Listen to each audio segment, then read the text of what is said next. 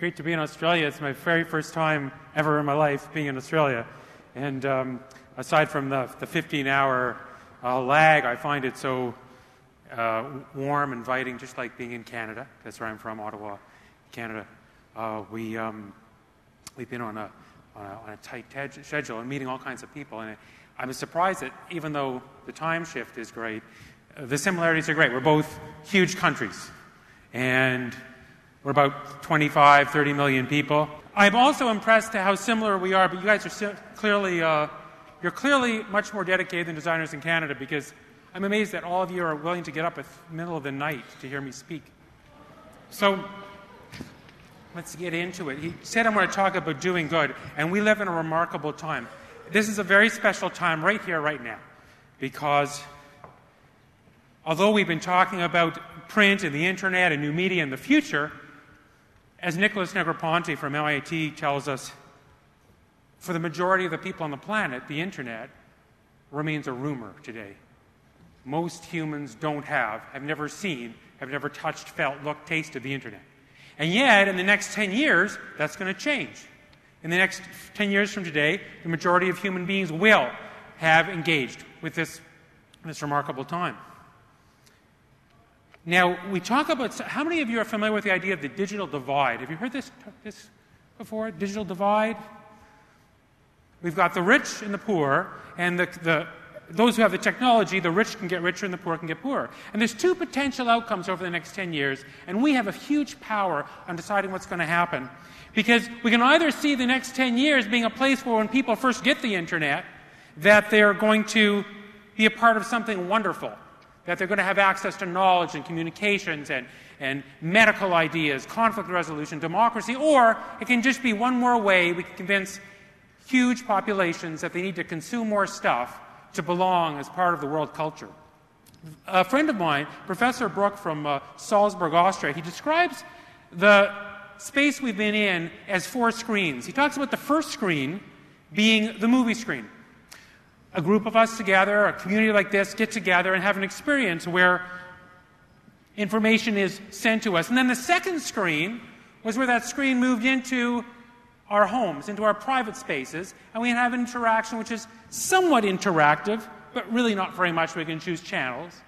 And that prominence of television has had a huge effect on us. Now, we're now then moved into the space, just in the last 15 years, where the third screen, the interactive computer, has allowed us to create our own experiences. However, the place where most of the world's population is going to get the internet for the first time is on this tiny screen, the fourth screen. I'd like you to imagine a moment that you live in Ghana and your daughter is ill. Not deathly ill, but pretty ill, coughing up all night. You're not sure what's wrong. You rush to a pharmacy in the middle of the night and you have to buy some medicine. The problem is that in Ghana, 20% of the drugs are fraudulent. They're not real. You don't know what's in them. So what do? Do you buy the drugs or not? You could do more good than harm. You're going to give some mystery stuff to your daughter. That's the reality for people in Ghana today. But it's shifting, because this year, this remarkable group created an application which runs on the cell phone. And this application, called M-Pedigree, has arranged with the drug companies where they put a unique numeric string on each bottle of pharmaceuticals. And all you do is you pull out your cell phone, you send an SMS to a certain address with that number, and it instantly tells you if the drugs are legitimate. It's a web-based application. It's got no color. It's got no fancy typography. It's got no great mission statement. It simply works in 160 characters. It saves lives. It saves an economy. And we have the opportunity to decide whether we will simply do good design or whether we're going to do good. Because designers have never had as much power as we have today. You know, we live in a time where we can send messages and create ideas, and we can send them over vast distances at such a low cost to larger and larger populations. And we can choose which messages we're going to do that with. When I was in Africa, I met this child with a Camel cigarette bag, and it concerns me that that's the message he's getting. This girl who's in Petra, who's holding my traveling companion, Spice, she lives in Petra. Do you know Petra? It's in Jordan. It's like the eighth wonder of the world, a whole city carved out of rock by graphic designers working on a large scale a few thousand years ago. The thing is that she lives in a town just outside of Petra, and this is the largest sign in that town. Superior American taste. That's the message that she's grown up with.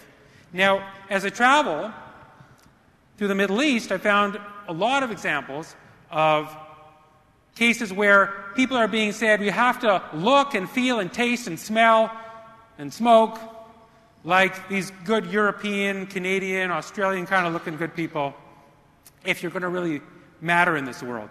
And yet my own daughter, this is my daughter, she's just been accepted for design school in Montreal. I'm so proud. It's not my idea. Still proud.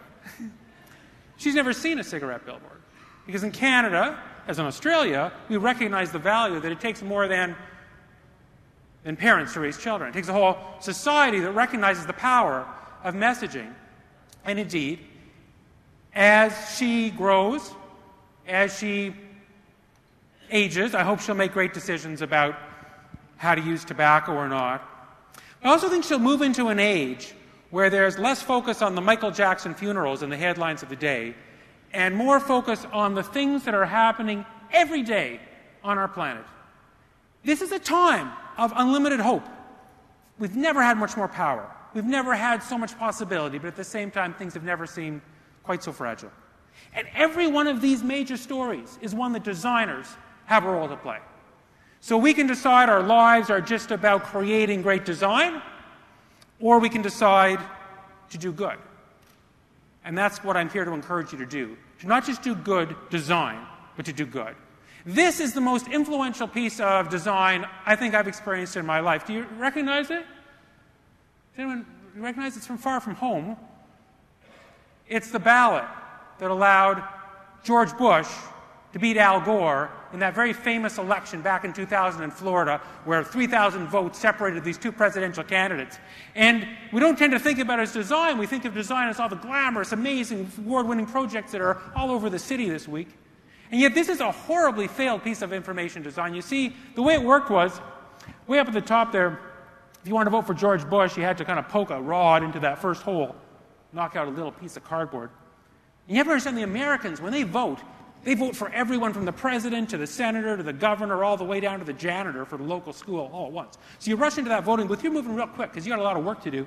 And if you wanted to vote for Al Gore, the Democratic Party, you poked in that the third hole.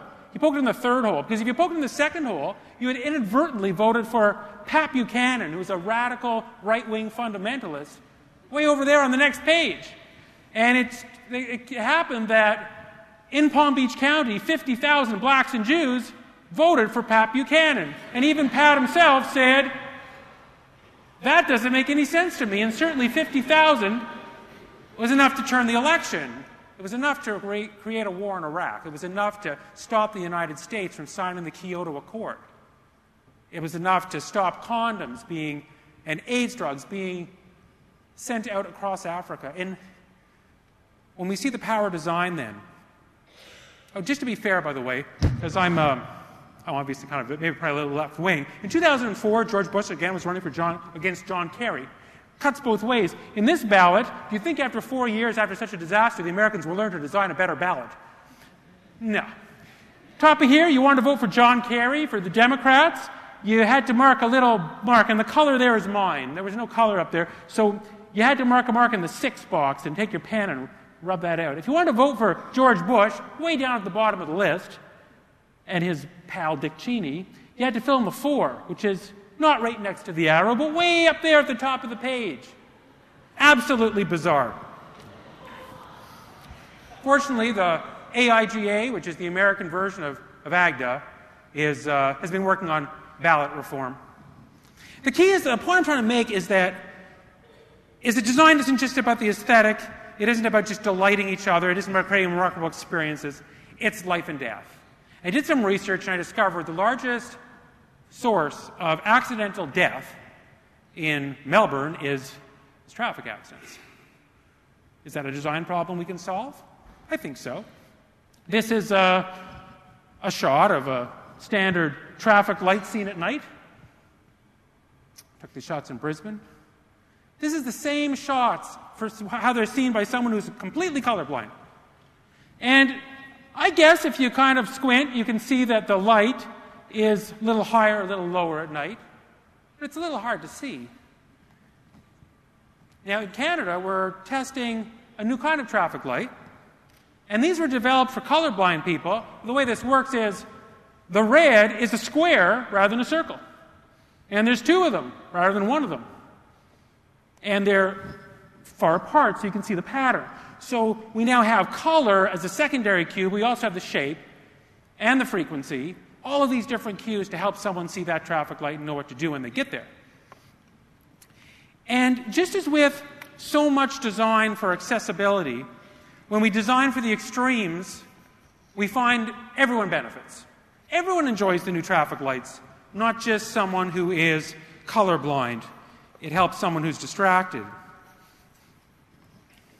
Now, here's a more extreme case.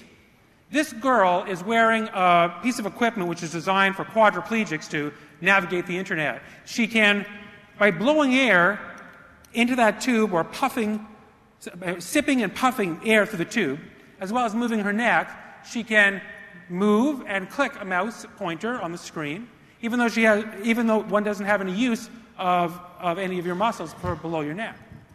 So, and indeed, information technology has made it possible for designers to give access to the world to millions of people over the last 40 years that didn't have access before, whether it's motorized wheelchairs or it's internet access, because documents that are converted from text into HTML now can be streamed to all kinds of technologies.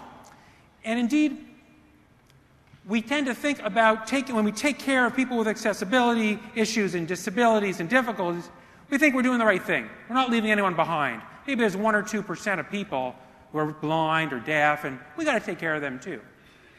But in fact, it affects a lot more people than that, because I think we underestimate how many people actually have functional difficulties which make it difficult for them to always work with the perfect interface. In fact, I'd like to do an experiment with you right now, if you're willing. Are you willing? So, you into something? Okay, well, here's what I'm going to do, okay? I don't want to embarrass anyone. Well, what I'm going to do is I'm going to list off a number of difficulties, of disabilities. And if you have one of them, at the end, after I've listed, I'm going to ask you to stand up so no one will know what you have. Okay? I've got 2 of the things I'm going to list off. Maybe you can figure out what they are.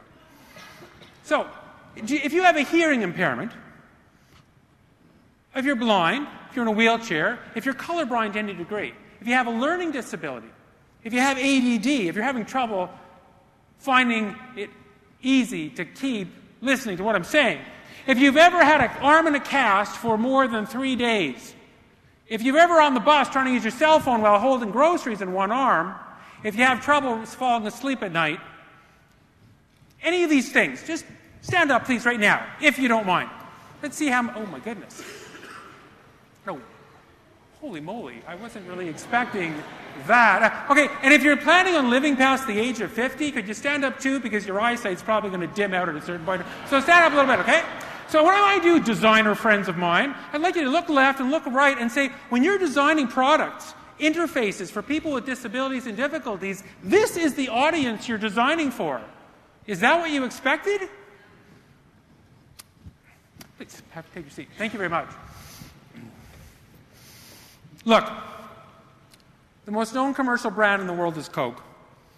And certainly, you know, if you ask a non-designer, what do you think of the Coke logo? They tend to go, oh, Coke logo, wow, what a great logo. It's a horrible logo. I don't know about here in Australia, but in Canada, we only use typefaces like that for really cruddy wedding invitations with fake thermography. So clearly it's not the typography or the brand promise or the benefit statement. There's nothing in there. It's about that wonderful thing that humans love, the comfort of a repeated, consistent message. And that's at the core of brand. And Coke are masters of this. They invented these 2-meter-high backlit billboards that are littering my hometown now. I see them all over the world, often in front of stores that sell the same product. I know a guy at Coke who explains to me that most of these things lose money. In fact, the idea is, if I travel around my own city now, someone came along and convinced the city council that they'd put up these free billboards that have a park bench attached to them, and these billboards they're supposed to be recycling bins. They're this wide and this tall, and if you look at them sideways, they're about this thin. And the city was so proud that now they had a commitment to recycling, but meanwhile, the visual space was eaten. And I'm impressed when I went all the way to Africa, and we're doing mountain trekking there, and we're climbing up we're up 3,500 meters above the planet's surface, and there's this last little outpost where you can buy something to drink. And I'm amazed that it took us 3 days to get up there, but some very deft guide has run up the mountain first, put some Coca-Cola there, just so I always have that pause that refreshes within reach. It is darned impressive. And it was even more impressive as we moved through the villages on the highways of Africa, and I found the hospitals and the orphanages and the schools all had Coca-Cola branding. But it's kind of creepy, too, because this is the official signage for these facilities. This is the official signage markers between major cities. And just to make clear that Arusha is the second largest city in Tanzania, who has as many people as all of Australia. And these are the official concrete markers between the cities. When I got to Zanzibar, wonderful Casablanca-esque Zanzibar, I was horrified to find that every street corner now had Coca-Cola signs. See, somewhere in the 90s, while Tanzania was dealing with malaria and insurrection, and Coca-Cola company came along and said, hey, you guys got problems politically? No problem. We'll take care of all your signage in the meanwhile. And the government embraced that. And it's brilliant branding. It's fantastic strategy. But there's a problem, and the problem is, and on the streets of Tanzania, the cost of a Coca-Cola is about the same cost as a malaria pill. And 1 million children died in Africa just this past 12 months of malaria. And so when we choose what messages we're going to share with the world, I think we need to be a little more cautious. Perhaps there's a way that the Coca-Cola's infrastructure can be used to share something more powerful than caffeinated sugar water. And this is my challenge to you.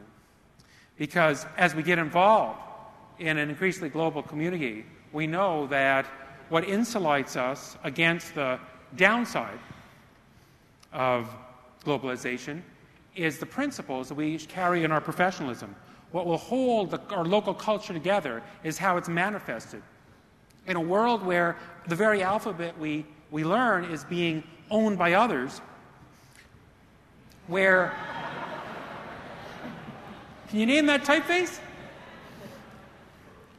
You know, I know there's no cigarette advertising allowed in Australia, right? Since the mid-90s, which is fantastic. This is an ad, kind of. There's no product. There's no benefit statement. You know the campaign, though. And indeed, Naomi Klein has claimed that logos have become their own alphabet. Our children can speak this language. I was in Jordan, and I showed this to a group of 15-year-olds, and they were able to get almost every one of those logos all within a minute. I'm losing your attention. You want to identify? Can you recognize all these all the way from Australia? Coke, yeah. After the Apple? Oh, it's just too easy. CBS? We got them all. Next to the Volkswagen, it's Qantas. That's a tough one. Xerox. See that big, what's the next one? FedEx? Wait a moment. Wait. That's not FedEx. That's just the letters FE set in Futura. Wait a minute. Does this mean that every time you're reading a book and you come across an FE, your mind's going, how do I positively, perfectly get the shipment overnight? Every time you see the word ferret legging. Do you do ferret legging here? Oh, you don't want to know about ferret legging. Every time you see a word that starts with FE, you're thinking about FedEx, and so are your children. And I think that's a problem. Yeah, you can get them all. I know you can get them all. The challenge then is, with all this power we have as designers, what are we going to do with it? What's the legacy we want to leave? The American car, our American car industry is almost non-existent. I'm not sure by the time we get back it'll still be there. Because the Americans got caught up in this idea that they could sell a fantasy that in the United States there's endless roads where you can drive your toy car. There's no traffic at all. And in Europe, the horrible, horrific advertising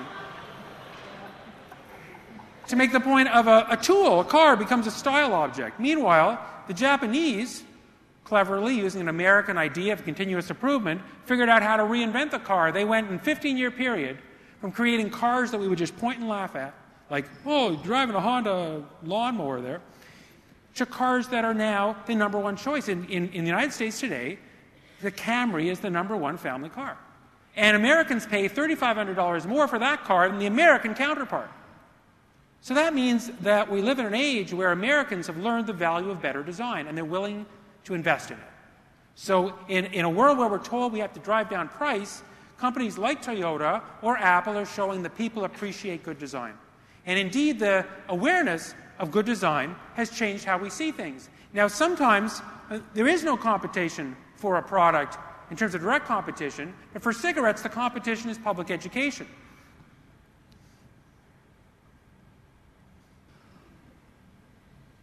I've been to over 20 countries trying to encourage designers and design students to consider carefully what they do with the time they have available.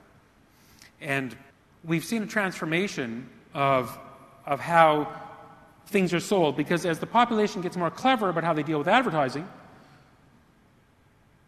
the audience gets more sophisticated, the advertisers get more sophisticated. So back in the 70s, this is how bottled water was being sold, with a clever slogan, H2O, H2 water, very sharp.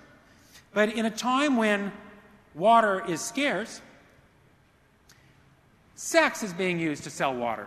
Something we have so much of. We have more fresh water in Canada than any other country in the world, and yet we foolishly are bringing water in all the way from Europe. And we're sending our water to Europe. It's crazy. We're paying more for water than we do for petrol. And in fact, I'd like to have 3 cheers for the village of Bundadoon. You know Bundadoon? Southwest of Sydney? They just banned bottled water altogether, July 9th. All 400 of them. But it's a start. They voted 398 to 2, ban bottled water. And you see, the thing is that we're talking about the design of the future. And when I show you that advertisement of that teenager making love to that bottle, I like to think that 50 years from now, that will be considered totally unacceptable. Because our young girls deserve a better break than to have to be told that that's what their bodies are about. So I look back at this. This is an ad from 55 years ago that was run in the largest magazine in the United States, Life magazine. And it's selling coffee. It says, if your husband ever finds out you're not store testing for fresher coffee, he's going to beat the crap out of you. It's a very disturbing idea. But in 1952, it was considered humor. And I wonder to what degree in 1952 this was a reflection of the society. Because we say, oh yeah, but in 1952 people were beating their wives all the time, and that's just the way it was. I'm not so sure. I wonder to what degree advertising like this was telling men in 1952 in the United States that it was okay to beat your wife. It was a good thing to beat your wife. But that's what men do. We have to be so careful because we have so much power. We have to use it with grace.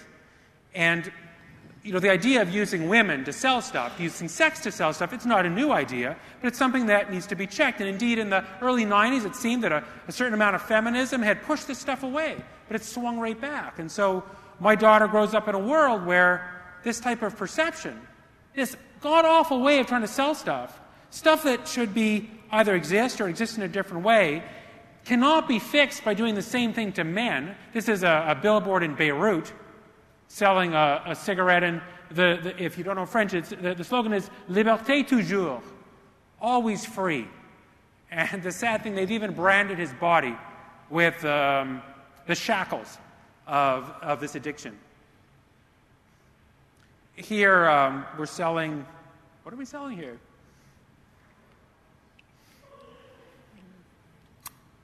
We're selling feminine hygiene products, but it's about this guy with the security. But there's good news, because we live in this remarkable time. Business has noticed that it's good to check out-of-control advertising. Governments have realized that it's okay to put warnings on cigarette packages. I'm very proud of this. One of my biggest clients is Health Canada. And we Canadians were the first ones to come up with this great idea of putting right on the package the warnings about what to do. But the Australians have bettered us, because I noticed the cigarette boxes here, where you turn them over, there's a full package bit on the back, and now we're working on other parts of this. So this idea has moved around the world, that unbridled greed is not necessarily a good business plan for the world, that there's not a one single bottom line, but there's a triple bottom line that we need to take care of. And indeed, in a tenement housing project in Dar es Salaam, Tanzania, I was so proud to find this spoof ad from Adbusters, a Vancouver magazine, on a door. Our business world has popped up and recognized the value of design. I just can't imagine that even 10 years ago there would be a cover article about logos. ROB, Report on Business, this is the largest business magazine in Canada. And this is Business Week from Europe. And they're all featuring design, because now the balance sheets of the world's largest corporations have brand equity as a line item. And indeed, we're finding ways of saying that design isn't just about clever emphasis. It's not just about creating intrigue. In Canada, we created the graphic designers of Canada created a new type of exhibit where we have a competition where you win the competition by how much social impact you've had in your local population, rather than how much impact you've had in terms of helping someone make money. And the thing is, we're professionals. And a few thousand years ago, the doctors got together and came up with a Hippocratic Oath. They decided that it was important that they have a standard that was higher than what society expected of them. And we've seen in the last few years how bankers and financiers and accountants, these are industries where their behavior fell below the standard. And society came after them like dogs, as it should be. We designers have to set a higher bar for ourselves. It's true that some doctors go for the cosmetic surgery, and perhaps there was a time when a doctor would shake you down for every penny you had for 5 more minutes of life, but we know that 99% of doctors, if they're driving down the highway and there's an overturned vehicle, they're not going to worry about insurance liability. They're just going to pull over, jump out of the car, and do whatever they can to save lives. Because being a professional is not something we do from 9 to 5. It's something we do 24/7. And we have to agree on a minimum standard. Now, in Canada, we did something that was exciting. We developed a code of ethics for our design profession, which set a minimum standard. And most professionals have some type of code of ethics to make sure you show up for jury duty, but we decided to include a commitment to society, to the environment.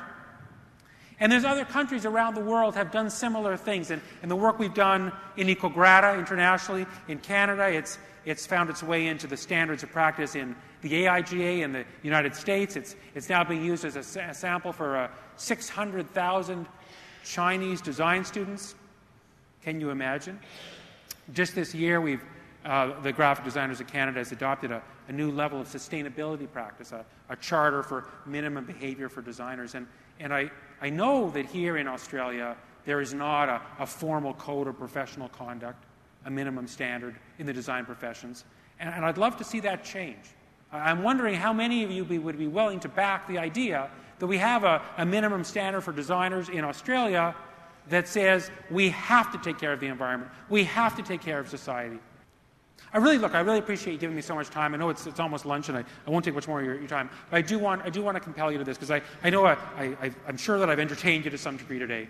But I know that for some of you, this isn't just a matter of entertainment. For some of you, I hope you to move towards a space, or perhaps you're already almost at that space. I'd like you to make a commitment to me today, if you're willing. And this is what I want to ask of you. I'm asking you to make a pledge, and this is the pledge. The pledge is to spend at least 10% of your professional time doing good. Not just doing good design, but doing good. So let's say you had a 40-hour work week. Ha, ha, ha. That would be 4 hours a week. So I'm asking you to spend at least 4 hours a week doing good. I'm not saying pro bono. I'm saying you can get paid. You can just find find clients or employers that are doing good for the world. They're creating a more social just world. We figure there are over 1.5 million designers in the world today. Imagine 4 hours a week times 1.5 million. That gives us 6 million hours of creative energy in every aspect of society, ready to be unrolled, unfurled to create a better society. Is that something we're willing to commit to? The key is that I'm so excited about where this is all going, and I'm confident that if we can just decide not just to do good design, but to do good, we can create the best planet this planet has ever known. So let's do that. Thank you so much.